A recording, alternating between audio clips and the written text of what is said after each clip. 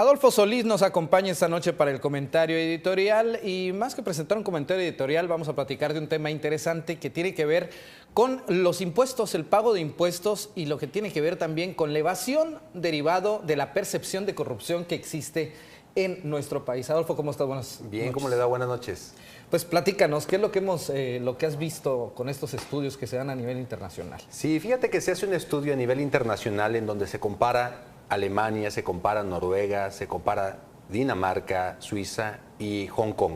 Y se viene a ver por qué en esos países sí se llega a pagar impuestos y aquí en México a veces somos tan renuentes. ¿Por qué no queremos pagarlo?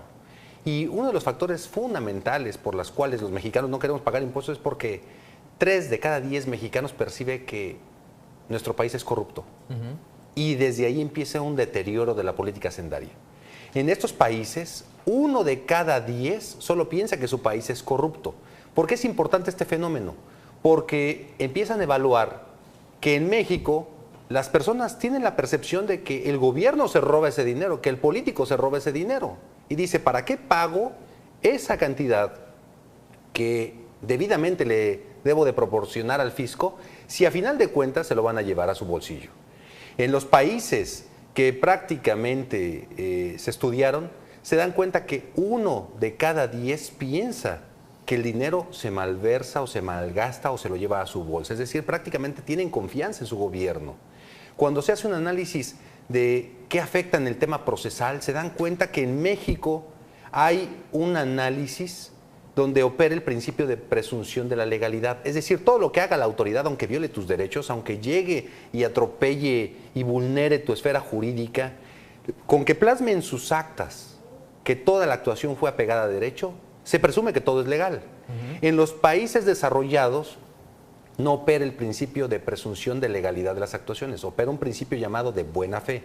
Al contribuyente siempre se le da el beneficio de que todas sus actuaciones y toda su estructura fiscal es correcta. Y el fisco debe de probar que es culpable en caso de que alguna actividad la detecte como irregular.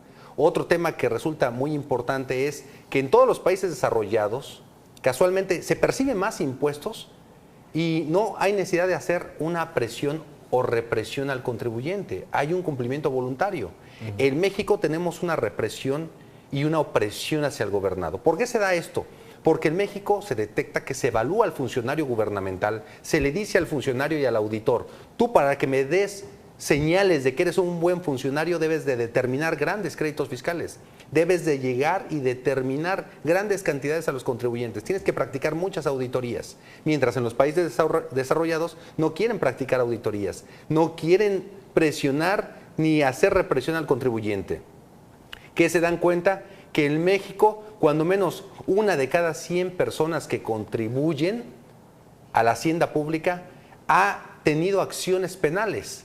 Y se dan cuenta en los países desarrollados que 1 de cada 1000 personas, cuando menos se le ha ejercido acción penal. Es decir, tenemos una diferencia totalmente abominable.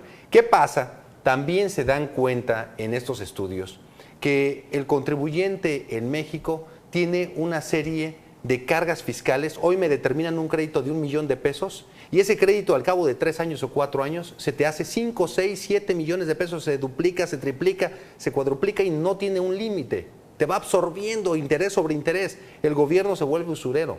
Y en los países desarrollados, ningún crédito fiscal, si mi crédito era de 1 millón de pesos, los intereses, lo que es la actualización, los recargos, jamás van a poder rebasar ese 1 millón de pesos, están topados. Entonces, con estos factores se dan cuenta que el mexicano tiene una mala percepción de su administración tributaria por la represión, por la opresión, porque no tiene un límite en cuanto a las cargas que se le dan y sobre todo se dan cuenta en los países desarrollados que hay un cumplimiento espontáneo voluntario, sobre todo por el buen sistema fiscal que hay. Y eso nos obliga a tener una reforma hacendaria urgente.